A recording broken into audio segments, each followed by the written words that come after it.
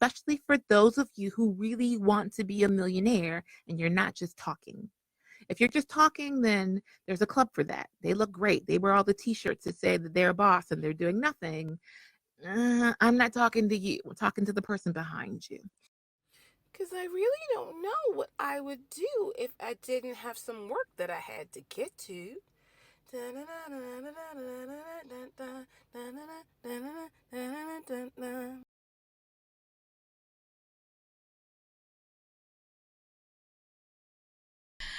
Hello, hello, hello, and welcome to another episode of WorkHARDAholics.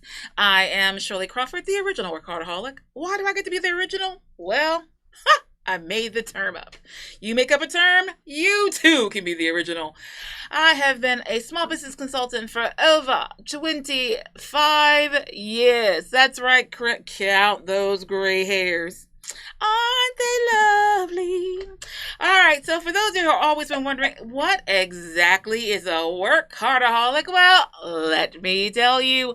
A workaholic is someone who is always doing something. We don't rest on our laurels. We don't wait for the world to bring it to us.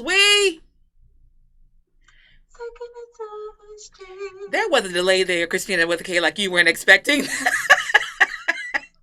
You know the deal. All right, people. I don't know about the rest of you all, but it has been a busy, crazy, hectic, emotional roller coaster ride of a life. And I'm starting to feel like I'm heading back up the hill again. I'm starting to feel like it's going to be okay, people. It's going to be all right. It is. Okay, I'm sorry.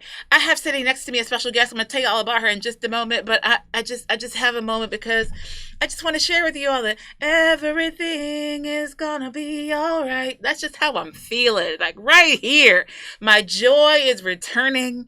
My peace is being restored.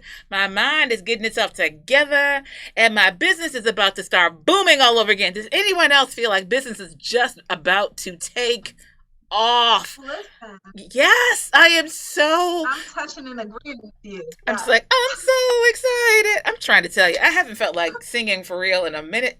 I got a message from someone. They're like, please, they're like, Shirley looks tired, and I was like, she is tired. So I'm feeling rejuvenated. I'm feeling the promise of things that are to come, and I know that the person next to me is going to be talking about some of the things that you all always want to know about, and that's that money. I didn't know if I could hit that note today, but I thought Christina with the K was gonna come in and give it for me, but that's okay. We got you covered. So what you all can expect from our wonderful time today is let the theme song speak for itself. For those of you who wondering what does it mean, it's the movers and the shakers always doing something. If you wanna be in balance and get some more green, workaholics. Give it to him, Christina, with a K. Alrighty then. Before we begin, I've mentioned who I am. Let me tell you about my lovely co-host, none other than Socialita Christina. Is Kamari taking the test today? Y'all know that's her. See, y'all notice her right now. School is in session at her house, and so you can tell when school is in session because she's real quiet. We are making this work remotely work together. All right, and then to my left, in case you are wondering who this vivacious, vibrant, voluminous, I don't know what other V words that I could put out there, woman sitting next to me, it is none other than Linda Melton. Say hello, Linda. Well, hello, everyone. I am so sorry that I don't have the energy that Shirley has this today. I got you covered. I got you covered. I didn't. I'm learning so much sitting beside Shirley today. I've learned that she sings. Only here. Only here. Singing in the background. Okay. And in the shower, huh? And she's full of energy. Ooh. And she is a workahardaholic. That's right. And Workahardaholic. that I do know she is. Yes. So y'all are going to get to hear more from Linda. She's going to tell you more about herself. I just wanted you all to know who it was that was sitting next to me. In case she chimes in at any time, I wanted you to know who you were listening to. Linda Melton of Fulton Bank.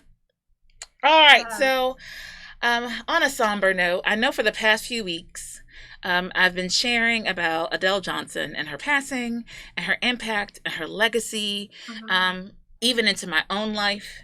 And so yesterday they had the celebration of her life. And it was for those who didn't see it, it's still on social media. You are welcome to watch. It's on social media under the Black History Museum. It's also on YouTube under the Black History Museum and Cultural Center. I'll never get the rest of the letters right. But the Black History Museum here in Richmond, Virginia, where she was the executive director before her passing. And so if you want to find out more information, I am imploring everyone who hears my voice. They have developed the Adele Johnson Endowment. The Adele Johnson Endowment. If you don't understand, that's basically a foundation, a trust, a collection of dollars that are going to be utilized to tell the untold stories that AJ supported throughout her entire life, really. And so that money will be going to help with African American artists, the Black History Museum, etc. As you know, she was a strong supporter of the Jazz Society, the Black History Museum. She was the former director of the RPS Education Foundation. She worked for Capital One. She was the Central Virginia Supplier and Diversity Minority. I never get those letters right. But she was the one for that as well. That's me. See how much excitement it is? Somebody wants to call me just to talk about how great she was. Not right now, please. Call later. Okay.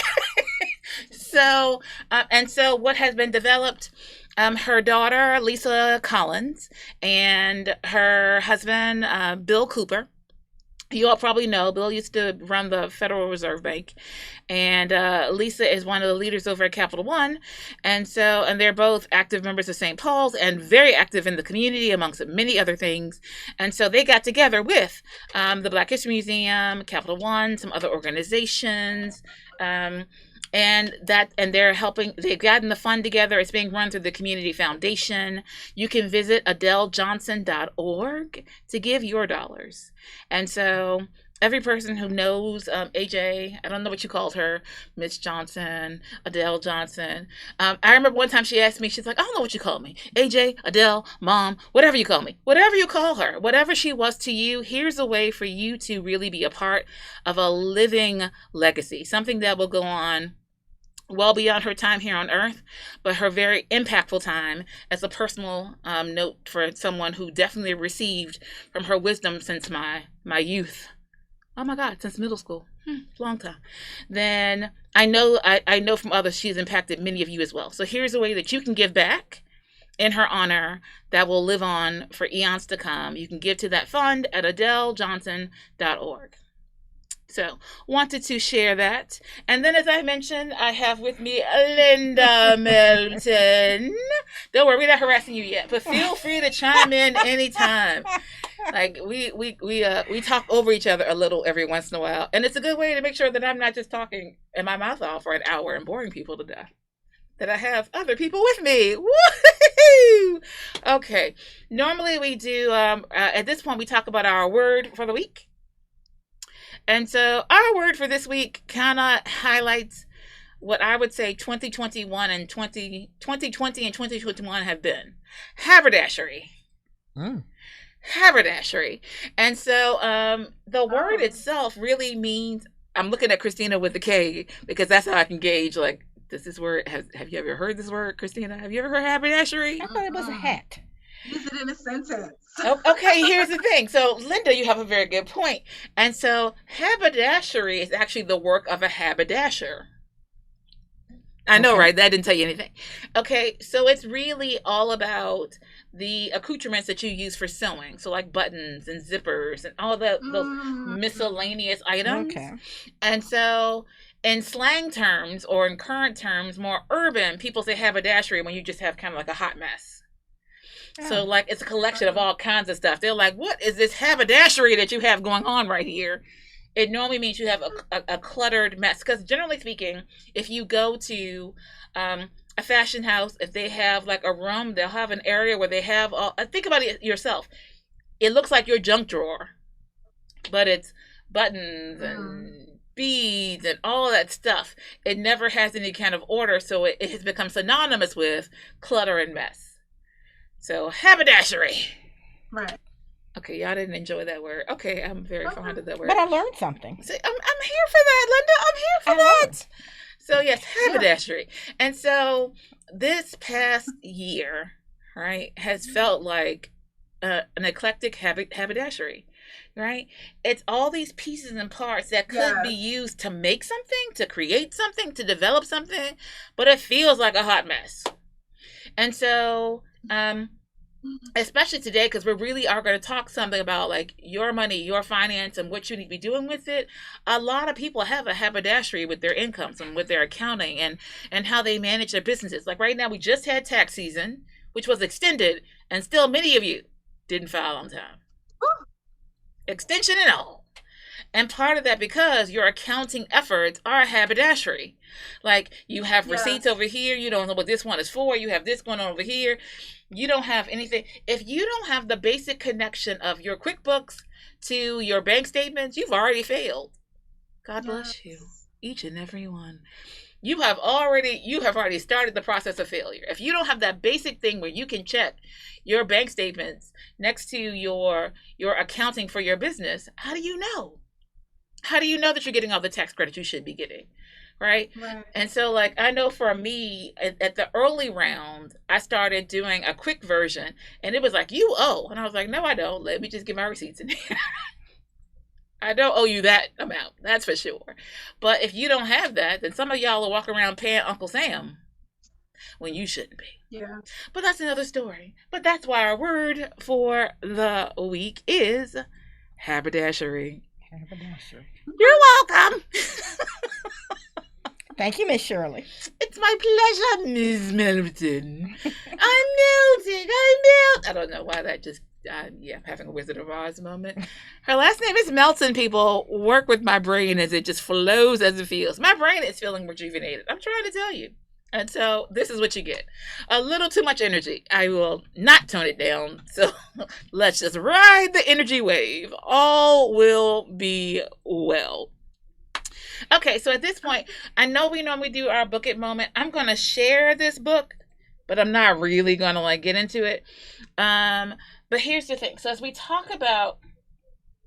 we prepare to learn how to have a good relationship with our banker and to have a better understanding of our finances and our budget and moving forward, because many of you have failed ethically during this time period. And like most businesses, it's based on finances. Most businesses go out of business in the first 3 years because of a lack of cash flow. Not just a lack of money, a lack of cash flow. And part of that reason is because most of us, including me in my own areas, lack self-control. Period.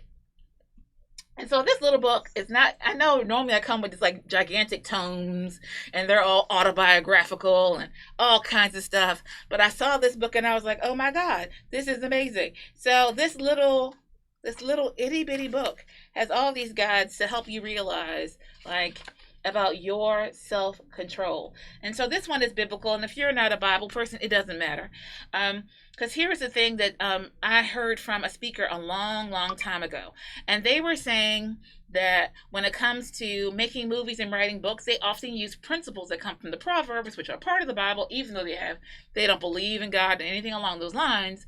There's some very solid financial principles that you can find in like the book of Proverbs, right? One of the oldest books known to mankind. There's a proverb that says you should not co-sign for anybody else's loan. Did you all know that? Did you know that? I did not, but it's a true statement. Yes. All right. There's a proverb that says you should. I'm not quoting it. I'm just making up my own words. But thou should not a lender, whatever. Don't be a cosigner. Is what it really says. Don't give up your. It talks about like your coat and blah blah blah. I'm not quoting it, but it's in there. Like the book of Proverbs says. You can't afford to not get the money back. Don't lend it. True. Don't lend it. And I mean, there are so many financial principles in the book of Proverbs. I don't care what you believe. Yes. There are so many really wise words in there about how to handle your money, how to handle relationships, talking about even like if Linda and I get upset with each other, like how do we handle that? It's all in the book of Proverbs. And so this is very similar, just a little itty bitty book, but it has like a lot of great questions to ask you about how you handle your self-control, what areas you handle your self-control. And most people are blowing their finances because they lack self-control. Right? And so a lot of times we think that money makes us feel better, money makes us look better, increases our image, and increases like how we feel. I'm sorry, Linda, there you go. No, I do hand it to Christina. See, Christina. Oh, okay. Yeah. Right? And so a lot of that really is an issue of self-control. And so because I'm in a sing-song mood and I'm going to take y'all back, the song goes, self-destruction. You're heading for self-destruction. If you're not a hip-hop head, that might go over your head. But I'm just saying, the theory has not changed. It is all very true that you have to be able to not use your money to make your emotions feel better. That's a big one. So I was saying Monday for the motivational moment that I have put on a few pounds, and it's because, pure and simple, I allowed myself to eat emotionally. A lot of you all spend emotionally. And that's what I'm saying. When it comes to self-control, we all have our areas. This is not to sit back and be like, oh my God, I can't believe you did that. You got your own area. We all have our own area, but if we can all exercise the self-control and discipline, we can make our way out of these ditches that we've dug for ourselves. Okay, that was a period. The end. All right, so I just said I was not going to get all into the book because I want to make sure we get to Linda. And then what do? I get all into the book. Okay, well, oops. I guess maybe you all need to know that information. So at this point, we're going to prepare to hear a word from our sponsor. I don't know why I had to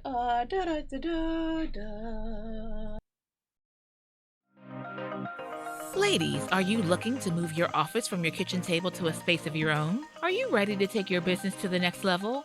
Are you looking for co-working and community? Well, then come join us at the Women's Business Center, RVA, located at 1510 Willow Lawn Drive, Suite 100, directly across the street from the Kroger at Willow Lawn.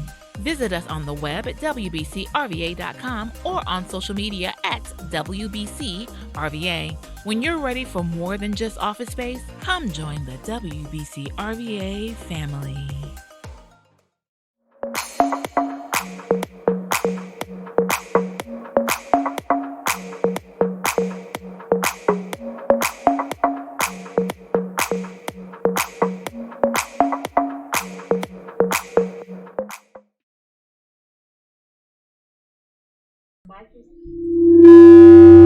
So hot. So, okay, I'm sorry.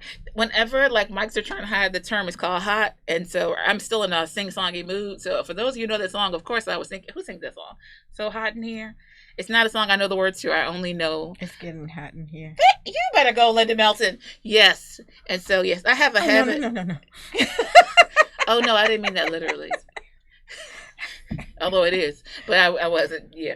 And so, all of that joy to say, I was very excited because she just played Christina with a C is our technology guru. And so she just made that new, for those of you on Instagram and TikTok, you couldn't see it. Clubhouse, you couldn't see that. But I could see it. Facebook could see it. It's lovely. And you'll be seeing more of that.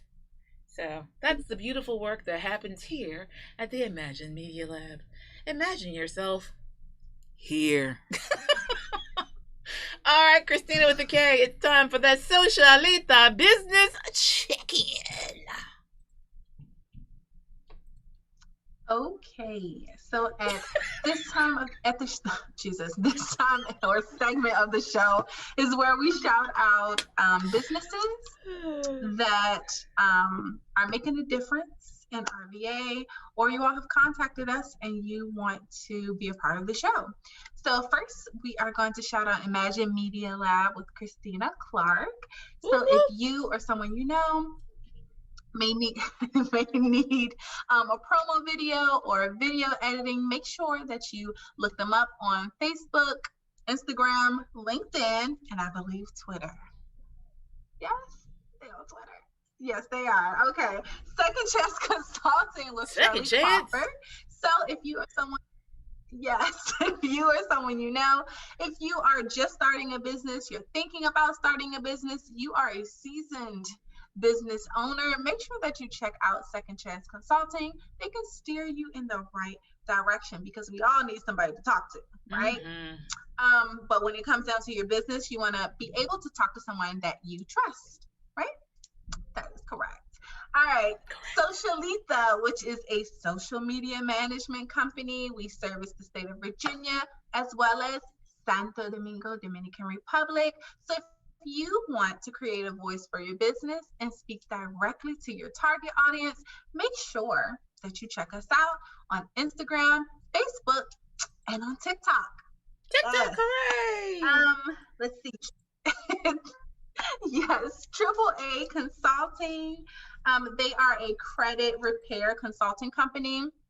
So if you are like, you keep getting denied for loans, for a home loan, car, or even an apartment, you probably need some assistance with your credit.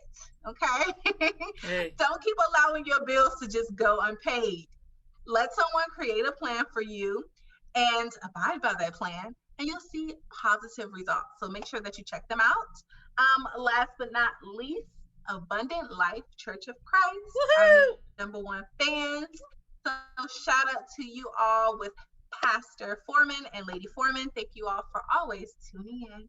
And your hashtag for today is so since we're talking about finances, get your house in order. Oh, I'm not gonna break out Mahalia Jackson on that one, but I hear you. I heard you. Yes, get your house in order, especially if you ever want to get a house. Right. Thank you, Lord. Yeah. Okay, you taking sips? Does that mean you done over? Was that a period? Was that a period at the end? What?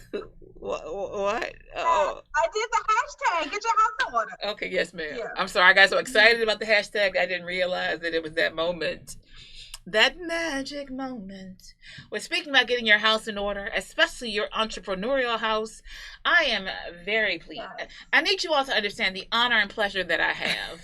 I kid you not. So here is the deal. I am very fortunate to have access to some amazing local celebrities.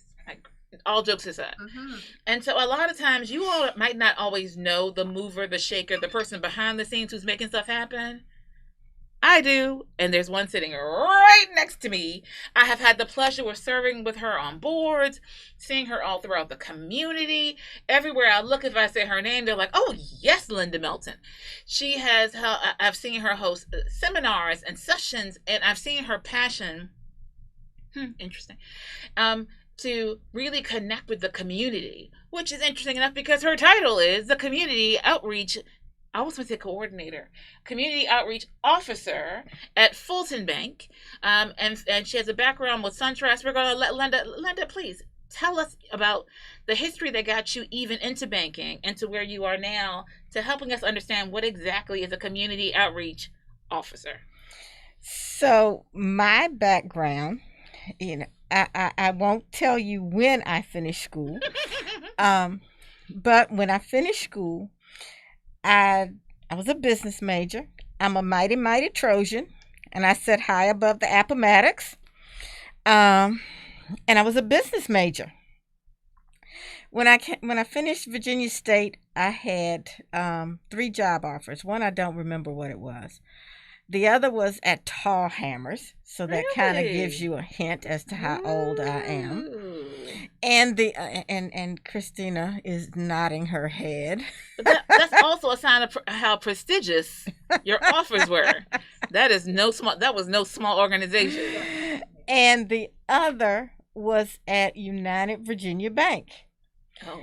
And as all graduates want to do, they go, well, I want to go where the money is. So during the time when the earth was cooling, I made $11,000 a year, and I went to United Virginia Bank. And at that time, I checked several boxes. I was a female, I was black, I was a college grad, and so my banking career began. Um, and I stayed at United Virginia Bank while it became.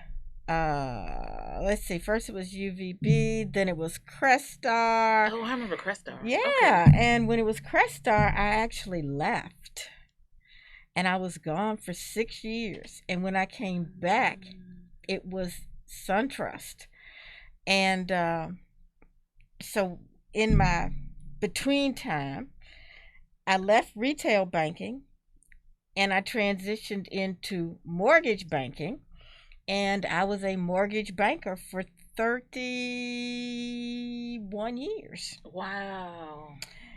And then Fulton Bank came a knocking. Come on, Fulton Bank. Come on through with the knocking. Bank. And I accepted the position as community outreach officer. So, I think one of the things that people have to realize is sometimes you have to take these steps. And so all of my experiences in retail banking and in mortgage banking, along with the other stuff that I did along the way, prepared me for the job as community outreach officer. So what do? I do podcasts with Shirley Crawford. Glad to have you. I teach financial literacy. I have experienced that. I teach first-time home buyer education. Oh, we haven't had you do that here yet. Okay. Yeah. Duly noted, y'all. I'm making a note. So if you're home going, I really need that. Don't you worry. We're going to get here at this answer. Y'all just hold on. So, and I teach people about credit. I teach people about money management, debt, all of those things. And the fun of it is I get to meet people like Shirley. I get to serve on boards with people like Shirley. Virginia State's That's Reginald right. F. Lewis School of Business. That's right. We support it. Board. And so I get to meet a lot of people. I get to find out a lot about what makes people tick. What keeps them awake at night? Why do they have some of the hardships that they have? And sometimes I know the answers, and sometimes I just say, well, let's put that on the parking lot and we'll talk about that later. So being a community outreach officer is really just being in the community, finding out what the needs of the community are, while also thinking about, as Fulton has 4 pillars. We have a Fulton Forward initiative. And those 4 pillars are home ownership, financial literacy, workforce development, and diversity, equity, and inclusion. And so whenever I'm out in the community, I'm always thinking about the 4 pillars of the Fulton Forward initiative, and what can I do to bring one of those pillars into someone's life, and it's going to help them. It's going to increase their net worth. It's going to increase their family value. It's going to increase just anything that's going to make life better. So those are the things that I do as a community outreach officer, along with I eat a lot of chicken. I'm like, how does the chicken tie in? Because part of being a community outreach officer is attending events within the community. There you go. And what other meat is served other than chicken? Winner, chicken dinner. Okay, so I know as we deal with entrepreneurs, that's who we're dealing with most of the time. If you're out there and you're a community leader and you're in some other role, you keep listening as well. But I know when it comes to entrepreneurs, one of the pieces of advice that I always give is that they need to have a relationship with their banker. And never, ever has that been more prevalent and more important than during the 2020 pandemic. I met so many people, like my local greenhouse. I went in one day and they said, we applied for a PPP loan and they won't even call us back. They won't help us. They won't do anything. But it all, and I said, well, who do you work with? Well, we just kind of make our deposits. Okay. Um, but banking is like building your business. Um, when you build your business, you're going to have an accountant. You're going to have a marketing person. You're going to have a media person. You're going to fill all of these little spots, but for some reason, people don't include their banker. And they feel like if they tell their banker something, it's going to jeopardize their ability to do X. Well, no. When you don't tell your banker is when you jeopardize your ability to do X. Your banker should be your best friend. Your banker should be the person that knows even when your birthday is, when your kids' birthdays are, what's your anniversary, what are your pain points. Did you have to sell that last widget for 50 cents below cost? The banker needs to know everything because we're going to serve as your trusted advisor. We're going to be the ones that are going to look at your books and say, well, did you really mean to do this? Or, if you want to expand next year, then show your income. I mean, it's so many things that your banker can look at and listen to and just help you move from where you are.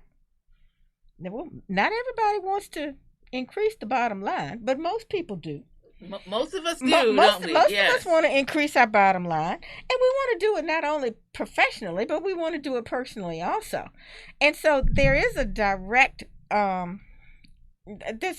relationship between being a small business or entrepreneur and your personal banking. Mm-hmm. So what was that word? Haberdashery? Haberdashery. So if your personal life is a haberdashery, oh well, then your professional life might just be a double haberdashery. Oh, not a double. Okay. A double. It's a multiplying factor. Okay. It's a multiply because habits are transferable. This is true. And if you don't do right at home, you're not going to do right out in your business. So I like that word. Haberdashery. You're welcome, America. That's an urban word. I like it. Well, but let me ask you this because I asked this because I'm aware of this, but a lot of people aren't aware of all of the services that the bank may do, especially for your business. I mean, some of you all do like HR things and marketing things, and like a lot of businesses aren't even aware. How can they be more aware? What exactly do you all offer at Fulton? What are some of the options at other banks? Oh my goodness. Well, we are Fulton is a regional bank. So people automatically think, oh, they're just a little small regional bank. They don't do anything but have checking accounts and savings accounts. Now, believe it or not, Fulton is one of the few banks who will offer a startup SBA loan. Oh. Not all banks do that. Oh, no. Oh, yeah. So most banks, when you think about a SunTrust, now Truist, or BB&T, now Truist, or Wells, or B of A, all of them, they have an international department. So let's say you import-export items. That's a service. A bank can help you think through how am I going to get my goods from Ghana to Richmond. It is funny that you say that. What is my dollar worth in Ghana? Mm-hmm. We were talking about that last week. Were we not, people? We were talking about that trading and transaction of the dollar versus other countries and the ways that those transactions have to occur. Use your bank. A lot of people are trying to figure out what the succession plan is going to be for their business. It's nothing like building this great business and not having a succession plan. How do you perpetuate your business? How do you make sure that the things that you spent your time, your energy, your money for are actually going to benefit the next generation? Your bank get your banker to help you work on a succession plan. Don't wait until 2 days before you retire. Ooh. You scare your workers to Ooh. death. But let me ask you this. So for a lot of the people who don't know this information, I always say go back to the whole idea of rich dad poor dad. Like you weren't raised talking about money. You weren't raised talking about financing and budgeting and investing and all of those great things. And so a lot of them, as we've talked about before, don't even understand that. As I would say, I wouldn't even partner with a bank that didn't have a business banker available, someone who understood entrepreneurship and business. What are the ways that are acceptable for people to develop that relationship? So beyond I did an interview, I know that you have the tools that I need for my business, you mesh up with me. But like I know in some industries, like, is it okay now to go to lunch with your banker? Can you stop by and make appointments? How frequent is that okay? Like, what can that relationship be that's acceptable? That relationship can be whatever you want it to be. Yes, it is. A lot of banks are semi-closed now because of the pandemic. A lot are working by appointment, but there's the telephone, there's email. Pick up the phone, type an email, tell your banker, hey, you know what? I want to get to know you a little bit better, and I want you to know me a little bit better. And just have that conversation. I think a lot of people are embarrassed by what they don't know. And don't ever let that be a hindrance, because we don't know what you don't know. And that's something that I used to tell my first time homebuyer classes all the time. I'm up there just running my mouth a mile a minute. I've been taking mortgage loan applications for 30 years. So if you don't tell me what you don't know, I don't know that you don't know it. And can I just point out in that vein, because I always say when I'm teaching, everyone has an area that they don't know. That's right. So just because someone's talking to you about an area that you don't know, you don't have to be upset about that, because you have an area that they don't know. Exactly. And the thing is, if with a banker, if they don't know it, they will go to their business partners. I mean, we have merchant, we have cash management, we have insurance, we have investments.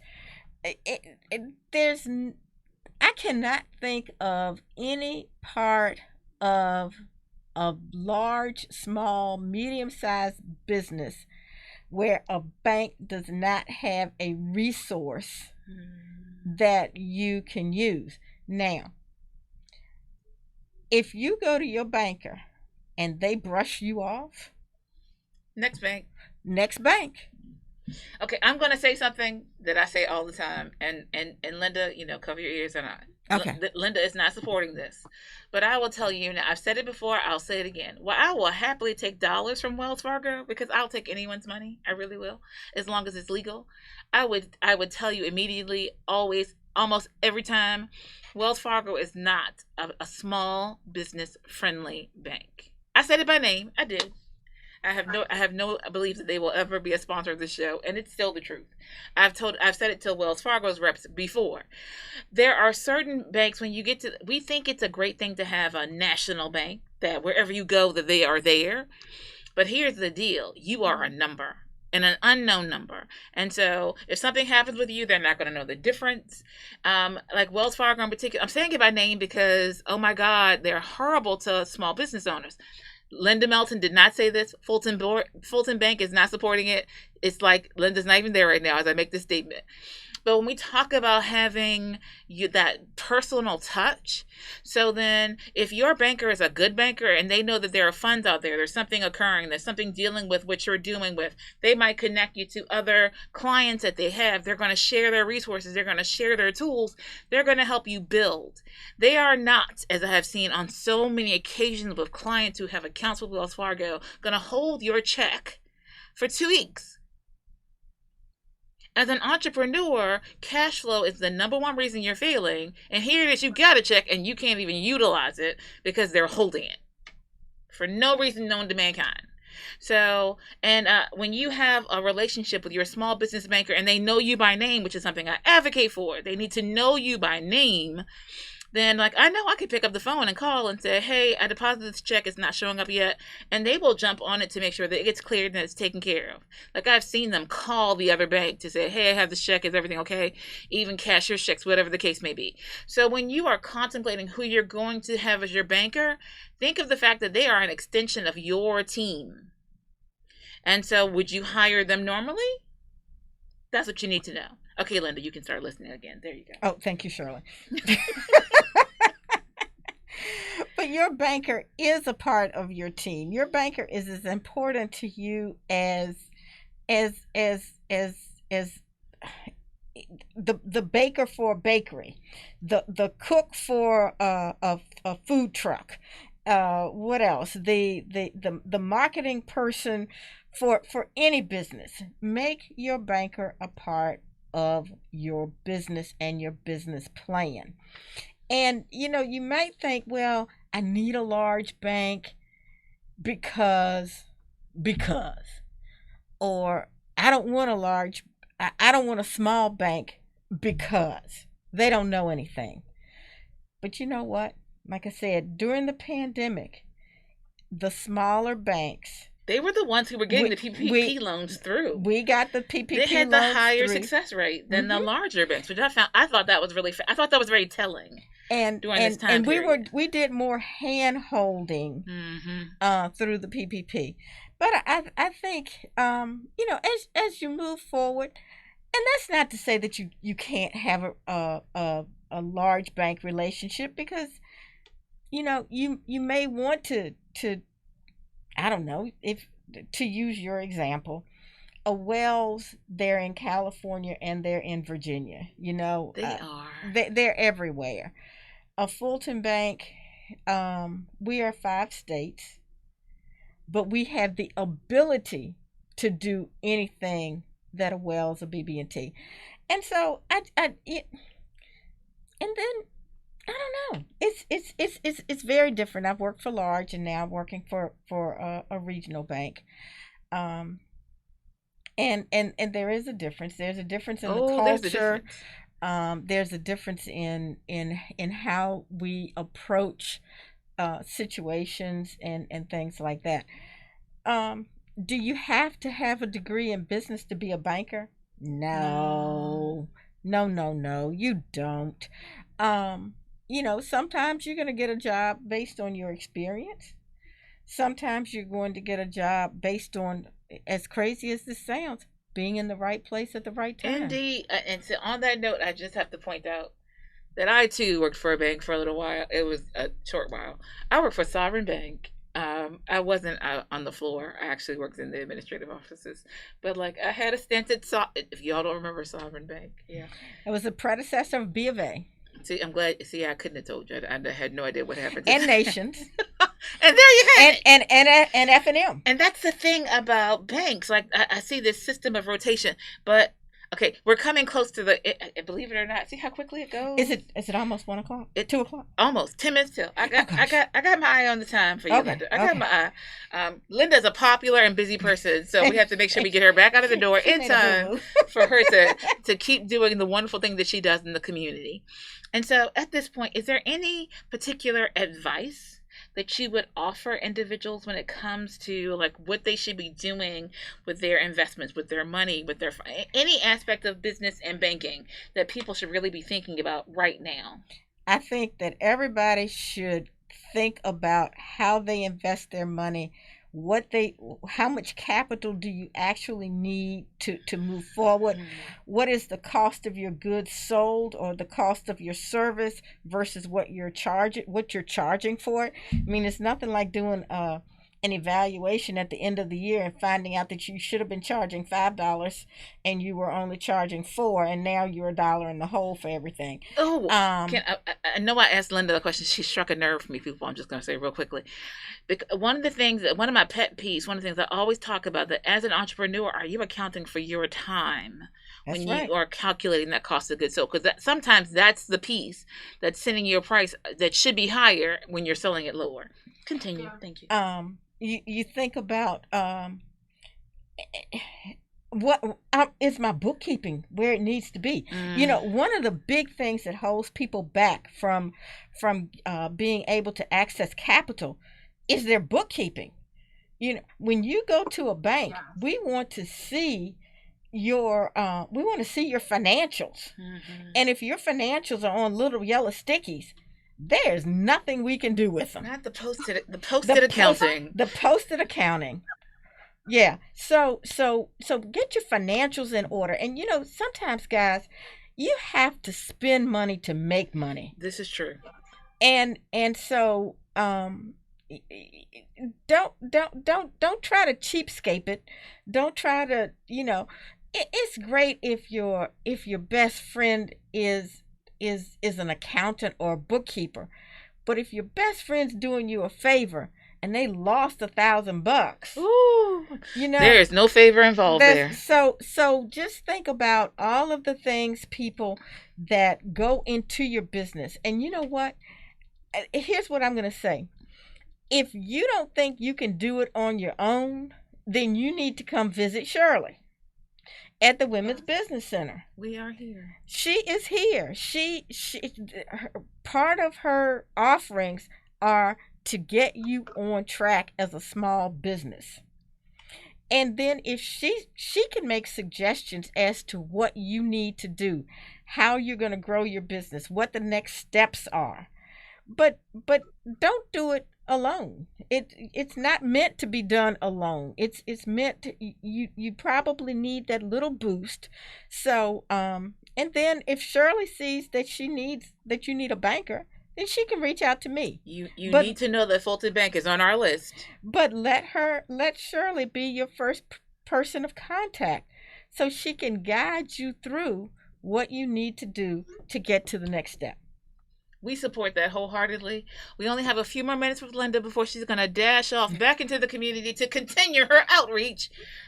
Is there anything that you all have coming up? Anything you'd like to share? Anything happening with Fulton that you'd like for our readers and listeners to know? What I will say is, please, if you have any questions or concerns, if I can help you in any way, I am going to. Oh my goodness, I haven't been in the office and I forgot my office phone number. So guess what? You guys get my cell number. It's 804. Oh wow! Wait a minute. Are you sure? I don't mind. Okay. 804-356-8646. Now you have to reference that you heard me here, because if I see a foreign number, I may not answer it. Or my email is lmelton, MELTON @fultonbank.com. lmelton, MELTON @fultonbank.com. Shoot me an email, reference this podcast, and I will find someone who can intelligently answer your questions and concerns. We like it. We like it to be done intelligently. Yes. And the thing that you all may or may not be aware of, like I know that you all saw when we were promoting that PPP loan session and seminar, that was being done by Fulton Bank, which we shared with you all then. But they also offer like just a barrage of other seminars and information. And I've sat in on a few, and we've hosted a couple here. They are quite amazing. And you know how we are. You know how we feel about referrals. We don't like to give them unless we really believe. Otherwise, we'll just say, here's a list of people you might want to reach out to. I can say with all confidence, wholeheartedly, that Linda Melton is amazing. And if you're connected with her, you're in good hands. Thank you, Shirley. So officially, because we're going to make sure we get Linda out the door, because we are people of our word. And we want to say thank you, Linda, for joining us. Thank you, Shirley. Y'all don't know how long we've been working on getting her in here. Like when we went to make her slide, I was like, where's that old slide? That we could just pull that back on up again. So thank you again for being here. You. Thank you for being a resource. Thank you the most for being a real community outreach person, even before you had the title. Yeah. So you are, I'm sure you've heard it before, but I will proudly say it again. You are so respected, so revered, and so trusted. And that's not a legacy that everyone can have. Thank you so thank much. you so very much for all that you do. I am happy to continue harassing you now and into the future. Continue on. I have no problem with it whatsoever. So everyone, let's say thank you once again to Linda Milton. Thank you, Shirley. We need sound effects in here. Boy. And the crowd goes wild. Okay. That was back to my serious note. Okay. We're about to get wrapped up in here, people.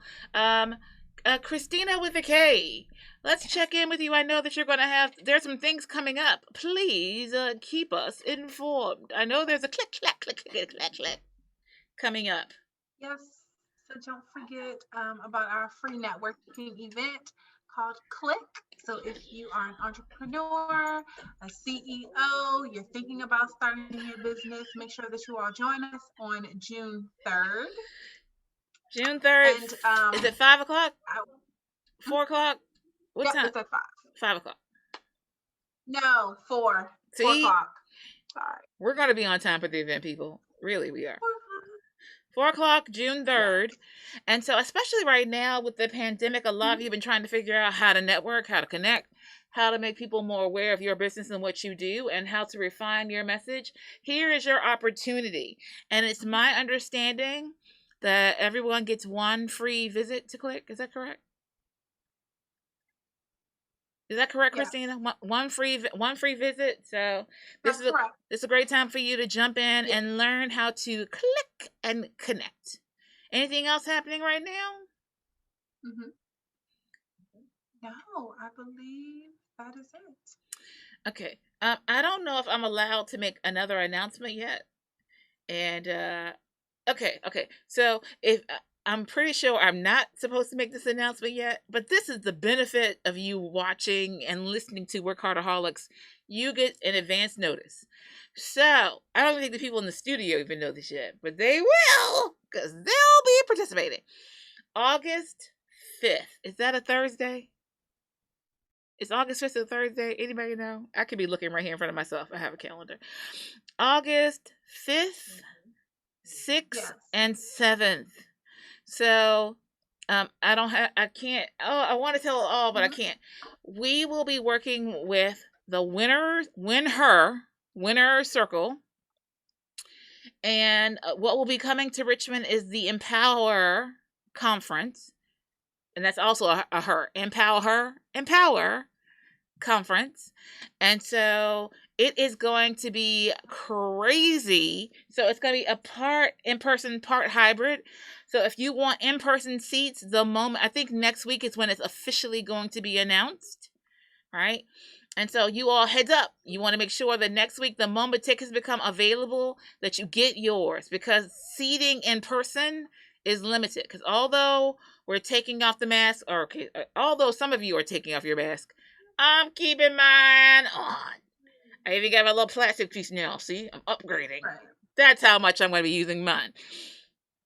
And so once the tickets become available, I highly suggest that you get your tickets because it's going to sell out, and it's going to sell out quickly for in-person.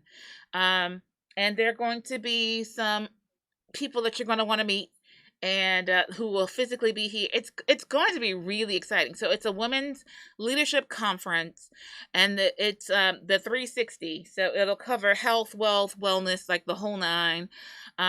And it's going to be really, like, I don't get excited a lot, but I am super excited about this. It is going to be something to one down for the books. And it's going to be, so go ahead and save the date on your calendar. The 5th, I know, is a VIP reception. So it's that kind of event. And then that Friday is all kinds of seminars and sessions and some amazing people and information. And then Saturday is a whole other array of some other dynamic things that are going to be happening. So put it on your calendars, people. Block it away. Tickets should be available next week, and then maybe next Wednesday when we come on, I can give you the real full details and start dropping names. You know how we're in Richmond, so I don't know where you all are, but in Richmond, people like to name drop. So next week we get to name drop for you. You like that? Do you like that? Okay. All right. So other than that, that's what I know is happening and coming up. And Christina shared. And so once again, I want to say a special thank you to Christina with a C here in the Imagine Media Lab for that beautiful work she did on videos for WorkHARDaholics. I also want to publicly say a thank you to Christina with a C and Christina with a K for bailing me out last week when I had a project that was cuckoo, cuckoo, cuckoo. Thank you, ladies. From the bottom of my heart, I sincerely appreciate you both. Thank you so very much. It meant a lot to me. So I will happily talk bad about people in public, so I have to make sure that I tell people their accolades in public as well. So thanks again to Linda Melton. We're about to say ta-ta. Hashtag once again was get your house in order.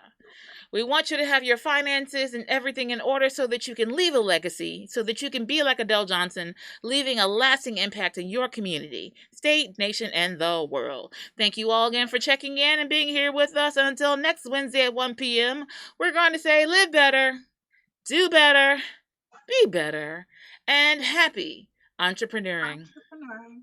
Ta-ta!